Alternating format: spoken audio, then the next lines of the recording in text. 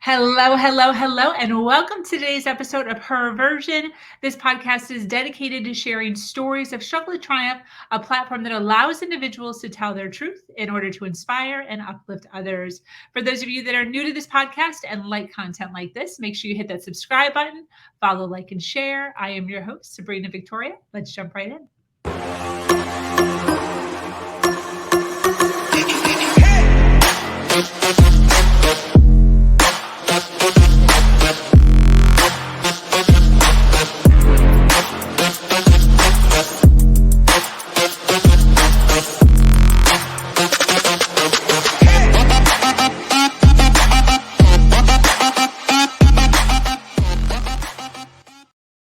Hello, and thank you for joining us today for this episode of Her Version. The Her Version platform is built on storytelling and the understanding that many times our greatest learning experiences come from listening to other people's stories. Today, I am speaking with an amazing woman named Sofija.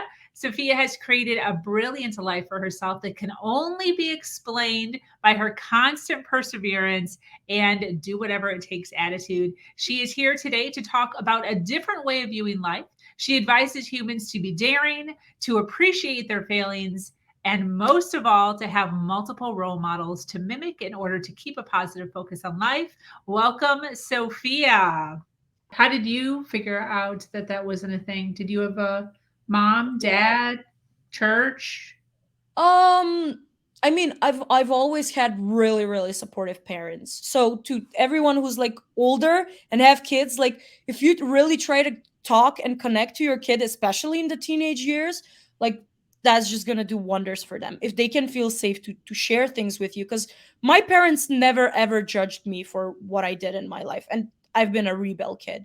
And for me, my process when it comes to that, like the most recent failure that I had was I lost what I thought was my dream job at the time.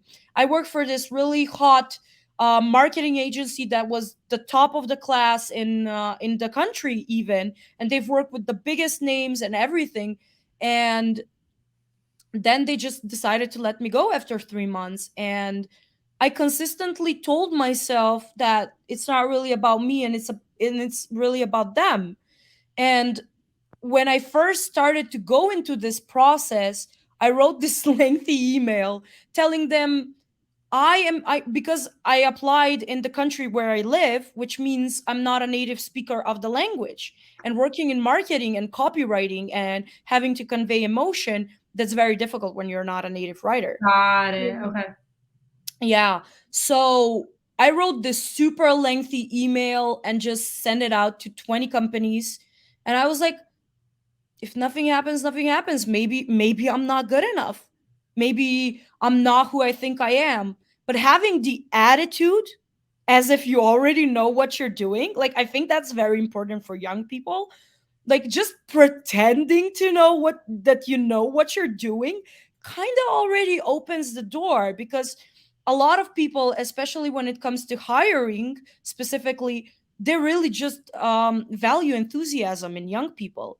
And for me, how I deal with my doubts is I either go for validation towards people, I go to my parents, I go to my friends, and I definitely go to my mentors. And I think mentorship is incredibly important for young people, because if I didn't have two mentors in my life, I don't think I would be as cocky, as ambitious as I am. So mentorship is just What brilliant. wound up happening with the 20 letters? Actually 19 companies said no. And then the 20th said yes, and that was basically my dream company. And they were so excited by the letter that I wrote. They were like, why can I not get more emails like this so I make my job more fun, because they were working in HR. And I remember just the email was very simple. I was like, I might not be the greatest speaker of the Slovene language in the country, but I work in marketing, I worked in sales, I've done this and this and this, and just like literally just told them about all of my accomplishments, and I even told them about the surgery.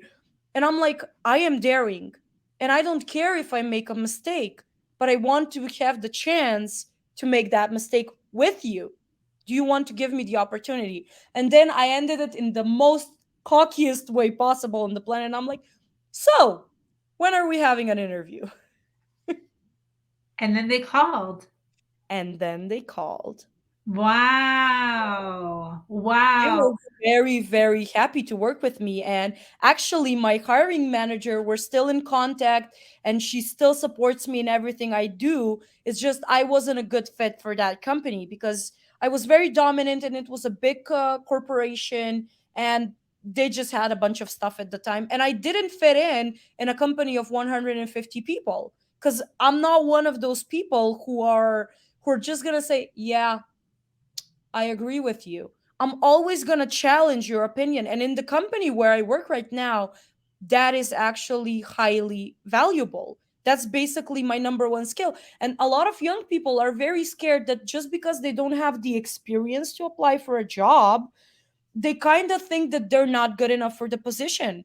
But they Mm, kind of forget about enthusiasm, about asking the right questions, and also about being cunning and having the ambition to ask the very difficult questions. yeah. No, So, I can totally see that. Is yeah, that something that you would advise young ones to do? To step out like that and definitely.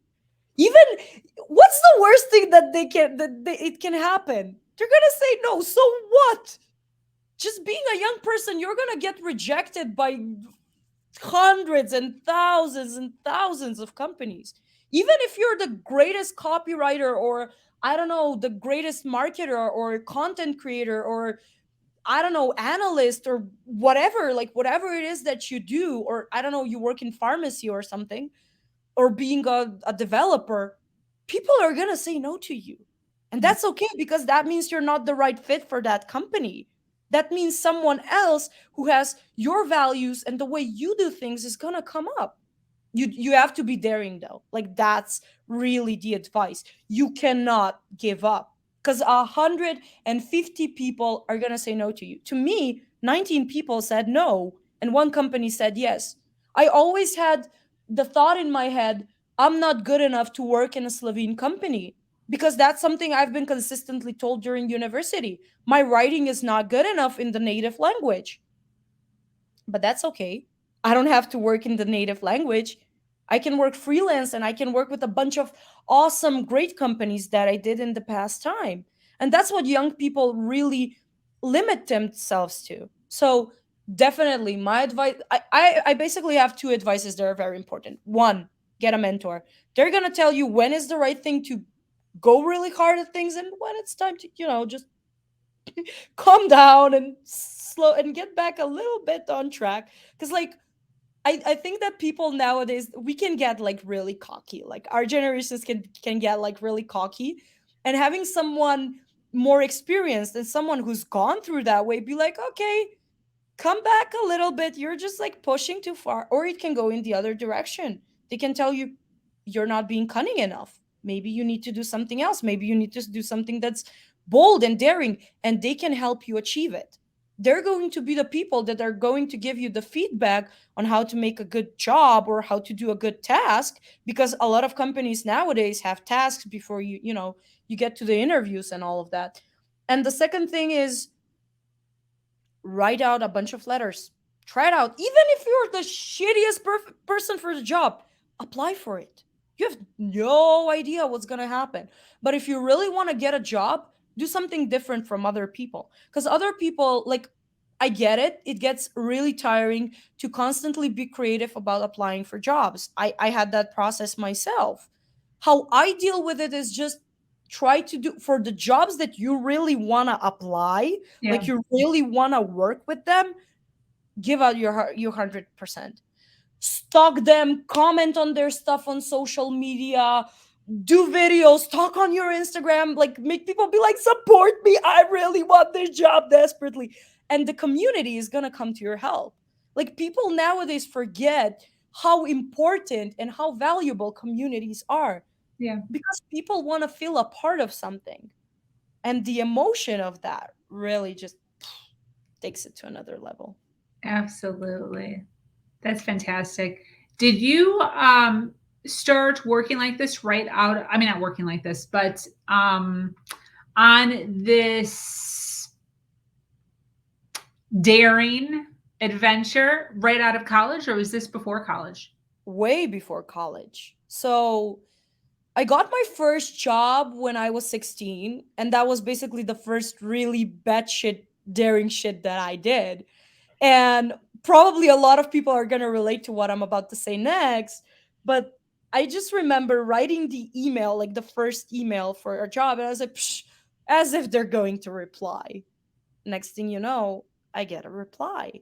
And so, how the whole story went is that I was 16, zero professional experience, very cunning, very ambitious, very boss at my things, zero working ethic. I have to be honest, like I was just not there yet. But that's just something you build up on. Yeah. So I would advise to a lot of people to not hold back on the fact that, oh, I'm not responsible enough, or just being highly critical of themselves. That's great, but allow yourself some space to grow. That's the first thing. And how that story went is I wrote this email and I'm like, "Hi, I really like your publication. I would love to write for you, and I would just love to have the chance to do whatever it is that you do." It was this simple. And then I get a reply and they're like, "Do you know English?" And I'm like, "Yes, I've had courses of the English language, and I've actually been writing for a long time, and I've did poetry, and I've did a bunch of stuff." And they're like, "Awesome. So here's what we're going to do. We're going to give you three examples. We're going to give you three tasks. And if they're good enough, then we can talk about you starting an internship." And that's basically the reason why I am who I am. And like, I really have to shout out to Irina, like my first mentor. She's the first person who ever gave me a chance. And this is also for older people and hiring managers, if they're listening. Give young people a chance if they're ambitious. They might not know exactly what they're doing, but that's the beauty of it. You can guide them and you have the opportunity to shape young people. And that's not something that young people get a lot nowadays. And I just remember like everything that was going through my head. I'm like, ugh, what if she doesn't reply? What if I'm not good enough? And this is something that I've been going through at it my whole career. And even like I've just listened to this really good show, and it was about the greatest stand-up comedians in the world. So it was like I don't really remember the names right now, but it was like all of the big names, and they were like, so what if I bomb on stage? And the biggest comedians of the world still wonder if they go out on stage, is the audience going to hate their material? 100. Yeah, and if people like that doubt themselves, what is left for me? I'm a nobody. No one knows who I am. Yeah. And then it kind of makes you slow down and be more daring, because that also gives you the opportunity. And also having her by my side, I just remember she made me go through the whole book of writing for our language. And she said, "You're not going to write a single article until we go through this. And I know that you're going to do a good job." And she mentored me towards the whole process. And I'm not gonna lie, there were situations when she was gonna be like, "Hey, we need to talk," and I would just lay down on the ground and just start hyperventilating as crazy. And I'm like, oh, what is she gonna say now? What did I do wrong? But all of those things make you way stronger, and having someone to guide you through that way is just very, very important. Yeah, definitely. That reminds me of, I saw Kevin Hart. Do you know who Kevin Hart is? The comedian? Yeah, On yeah. some, he was doing some interview somewhere, I don't know where, but he said very similar to what you said, where he trained, like he's huge now. He like sells out whole stadiums of like whatever Yeah. arenas. But every single time before he does a tour, he goes through this whole process for like a year or two with his new material. So he like Exactly. creates material, and he actually does still to this day. He does he starts out at little tiny dive bars Yeah. and comedian type places, little small places all over the place to test out his material. Then he moves to like kind of like bigger venues that like sell out, like Yeah. improv comedy and stuff like that are like maybe a few hundred people. And he Yeah. tests it out again. And as he's going through this process, he puts stuff in, he takes stuff out according to the laughter. Because he's like, there's times when I have shit that I think is super hilarious and the audience hates it. Nope. Yeah. So, and then once he goes through that whole process of like 40 or 50 times of doing this all over the country in different small little tiny places, Mhm. then once he feels confident in the material, he then does a tour. But people don't recognize that. People just think like, oh, Kevin Hart is selling out another tour because he's brilliant. But Mhm. actually, he goes through this same little itty bitty annoying process every single time to get to this really big product. But not Exactly. everybody sees that behind the scenes stuff. Not everybody knows. Like if I see Kevin Hart at a little improv, I just assume like he's just visiting us to like be No, they're nice. testing But it. he's Yeah. not. He's actually using us to better his material so that he can do a tour in a year or so. So it's kind of similar to what you're saying. It's like Exactly. they have the same exact issues, the same exact bombs and failings Yeah. that everybody has. It's just we don't necessarily see it. Yeah.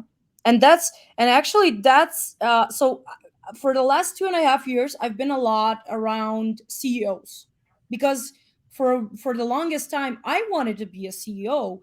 And so how I do things, I'm like, I'm going to look at someone, what works for them, because that's also what we do in copywriting. I would look at what makes this person successful, and I would start to mimic it in my own little way for the things that work for me. And what's really interesting about CEOs, they're not afraid of making a mistake. Yeah. Constantly make mistakes because that's the way how you learn and grow. So definitely, like, just failing as much as you can, as fast as you can in your 20s. Go for it. Yeah. Definitely. Definitely.